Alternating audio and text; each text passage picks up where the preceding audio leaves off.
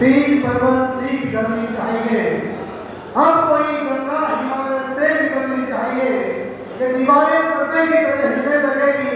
यह तो तय था। बुनियाद हिलनी चाहिए, वो तेरे सीने में ना सही, वो मेरे सीने में सही, वो हो कहीं भी नहीं मगर वो आग लगनी चाहिए। सम्मानित मंचासी प्रेसिडेंट सर,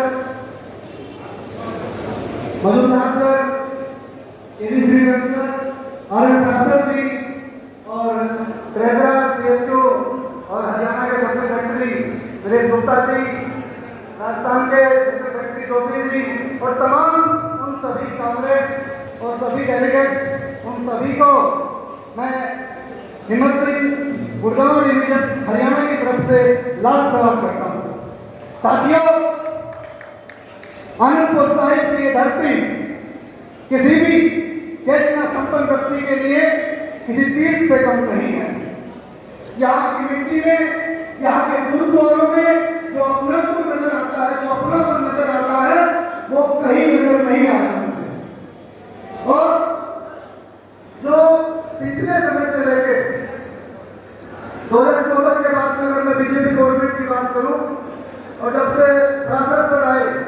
उसके बाद की बात करूं, तो जो एक तरह से मोदी जी की और प्रशासन की तरह से मैं कहूं कि जो लड़ाई हुई, तो एक तरह से ये कहूं कि क्योंकि उधर से बीजेपी गवर्नमेंट और इधर से प्रशासन और वो सारी कर्मचारी विरोधी नीतियां उनकी, और यहाँ से सबको अपने संगठन को बचाना एक बहुत बड़ी चुनौती थी। जिस तरह से पीछे LIC को निजीकरण किया गया, BSNL का निजीकरण किया गया, एयर इंडिया का निजीकरण किया गया और दूसरे अन्य सेक्टर का निजीकरण किया गया, आपने देखा होगा।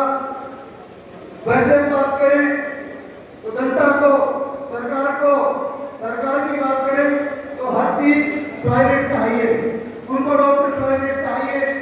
उनको पुलिसकर्मी प्राइवेट चाहिए, उनको स्वास्थ्य कर्मी प्राइवेट चाहिए, उनको अन्य क्षेत्र के आदमी कई कर्मी प्राइवेट चाहिए। लेकिन अगर हम बात करें तो सारी चीजें अगर प्राइवेट चाहिए तो सरकारी नेताओं को क्या हजार डालेंगे, वो भी प्राइवेट कर दीजिए और उनकी जगह सारे प्राइवेट आदमी बिठा दीजिए, उनका भी कोई सर्विस ले लीजिए, उनकी भी ऐसे कोई अंकुश लगा दीजिए जिससे कि वो जो दर्द प्राप्ति हो रही है उससे बचा जा सके। इसके अलावा और भी अगर क्राइसिस पीछे देखा, क्योंकि और तो बाकी बहुत सारी चीजें मंच के माध्यम से कही जा चुकी है, जो चीजें मुझे लगा कि बची है वो मैं उनके ऊपर चर्चा करूंगा। पीछे अभी नरेंद्र मोदी ने कहते थे राजस्थान में जब स्टार्टिंग में किया कि मैं देश नहीं बिकने दूंगा, मैं वतन नहीं बिकने दूंगा।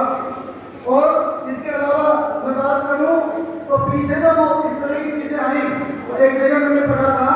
कि मैं किसी का छीन के खाता हूं, मैं किसी का छीन के खाता हूं तो ये मेरी प्रकृति है, और मैं अपना खाऊं आप अपना खाएं ये प्रकृति है, और मैं किसी का छीन के खाता हूं तो ये, अगर मैं किसी को खिला के खाता हूं तो ये मेरी संस्कृति है। लेकिन पीछे जो हुआ, जो कर्मचारी के हितों को छीना गया,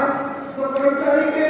और सारे अधिकार से उनको छीना गया, 18 महीने तक ये सरकार खा गई, इसके अलावा और बहुत सारी चीजें हुई, तो कर्मचारी के ऊपर इतने अंकुश लगाए गए कि वो बेचारा इतना दब गया कि पूछो मत। अभी ऐसा हाल हो गया, पीछे स्ट्राइक हुई, मैं अपनी बताता हूँ खुद की, क्योंकि मैं तो पहली बार यहाँ आया हूँ, मुझे ज़्यादा बोलना नहीं आता है और मेरे तो वैसे भी बैठे बैठे पैर कांप रहे थे कि ऊपर जाके बोलना है, लेकिन फिर भी मैं अपनी बताता हूँ। तो पीछे 28-29 मार्च की स्ट्राइक थी, उसको लेकर जो ढेर लोगों के पास में इस तरह की चीजें हुई, तो जो डर का भाव कर्मचारी में बना, उसको कैसे निकाला जाए। पीछे सरकार जुलाई के साथ से इशू हुई, आपने देखा होगा, तो कितना बड़ा निर्णय था किस तरह से, क्योंकि ये यूनियन के लिए नेगेटिव ही था, लेकिन उसका भी चलो ठीक है, लड़ाई लड़ी गई और हम लोग जीते। और इस तरह की जो चीजें कर्मचारी के ऊपर धोखी आ रही है, तो मैं तो यही चाहता हूँ कि हम सब लोग संगठित होके और सरकार की जो कर्मचारी विरोधी नीतियां हैं उनके खिलाफ में एक बुलंद आवाज उठाएं, और जब तक इस तरह के धरने प्रदर्शन स्ट्राइक इस तरह की चीजें हो उसमें बढ़ चढ़ कर हिस्सा लें। और